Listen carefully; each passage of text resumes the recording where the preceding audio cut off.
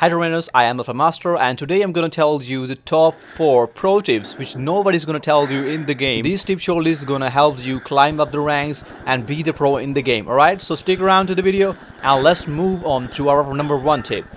How to defend your goal zone is my number 1 tip. Alright, so suppose you are in the bottom lane or in the top lane and you are defending the goal zone with your buddy, and somehow your buddy gets dead and he's no more with you. After all of that, if their jungler joins or group of 4 members and you are all alone in your lane to defend the goal zone, if you are not a tank like Snorlax or Wigglytuff or as some kind of defender and you are a squishy attacker or something like that, you just have to leave your goal zone. You can't stop them from dunking the goals. If you're trying to stop them, if you're trying to stop them alone, the 4 members of enemy team, you will get yourself killed and give them extra experience over the dunking experience, alright? So it will really optimize their gameplay and their experience in this game, which will really gonna trouble you in the remaining of the game too. And if they get you and kill you, they might come for your second goal zone too in the same lane. If one of their ally has not goal 40 or 50 goals, so and if you leave your goal zone and opponents, the 4 of opponents see,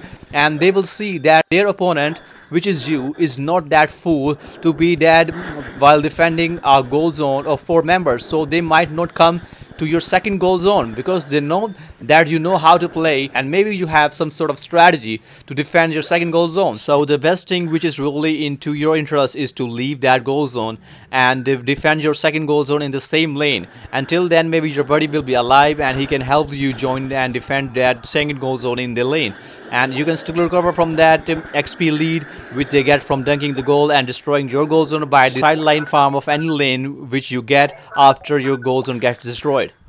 You only have to defend a goal zone against 4 members alone. If you see if any kind of ally member is going to help you out and coming for you to help and defend the goal zone, until then you can distract them and really stop them for some goals, and when your buddy joins you can defend your goal zone properly, and in that way you will not give them any kind of extra experience and will not invite them to come after your second goal zone in the same lane while there is nobody to defend and you are dead too.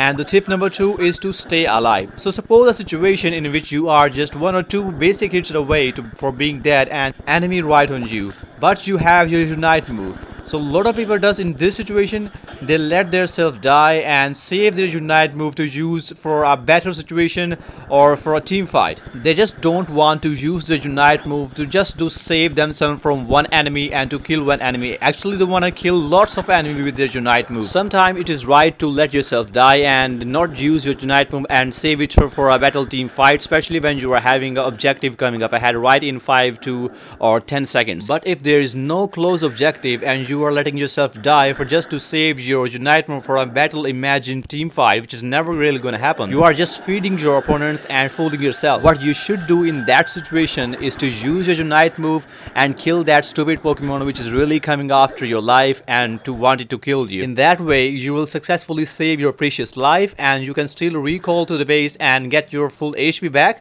and if somehow an objective came right after it and you don't have your Unite move, you can still join the team fight without having your Unite move. You can still help, you can still move, you can still use your special moves or even your basic attack to steal that objective, which is really going to help your team into that match, which is really far better than being dead and having a Unite move in your pocket with 20 or 30 seconds of crucial cooldown in which they will take Articuno or any objective and will put your team into trouble. Number 3 tip is the goal dunking or goal scoring, whatever you say. I will say goal dunking because I like dunk, so I will say goal dunking. Actually I'm going to tell you how to score. So there are basically 3 main points that how to score.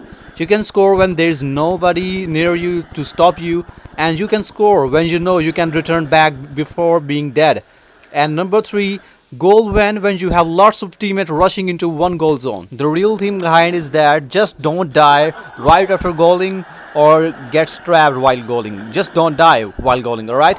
And one bonus tip is that if you have a character like Dragonite or Talonflame which has a good scoring rate, you can put them back in with held items Buddy Barrow and Score Shield, and whenever you use your Unite move or their goal zone and start dunking the goals, which will make very much your goal are confirmed here. Now the last and the most important tip in my opinion is the team selection and the team combination. You start the battle and you get your Pokemon. If you wanna play Dragonite, you get it. That's perfectly good.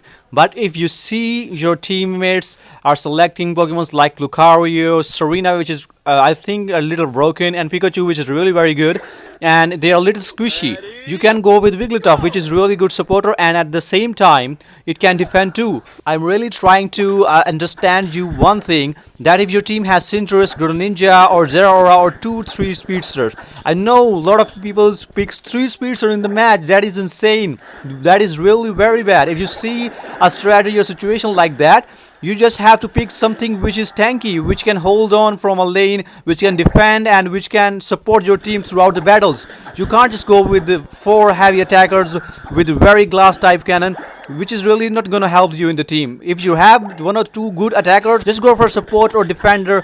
And Wigglytuff is a good supporter, and at the same time it's a really good supporter too, because it's really tanky and support very well. Especially its Unite move really helps the team to win the Articuno fight, which is really very good. I think so Wigglytuff is really good, so you can go support with Wigglytuff or Eldegoss.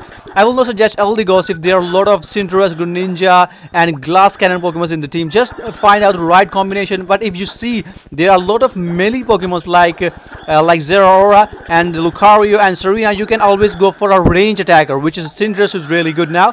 And if you know how to play with Greninja, it's really good too. Just go for a range attacker. Don't go for all melee type of attackers, which is really gonna put you trouble. Finding a right combination for your team and playing with a good team with a good combination and with good synergy really helps you to win battles and engage longer into the battles. That was some basic and pro tips which nobody will tell you. I hope these things will really help you in climb the master ranks in the future seasons or even in this season and be a pro.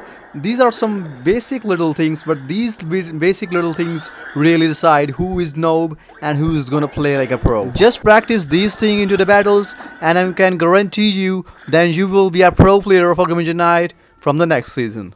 Thank you for watching. I hope you'll love it. Give a thumbs up and subscribe to the channel if you like it. Thank you for watching.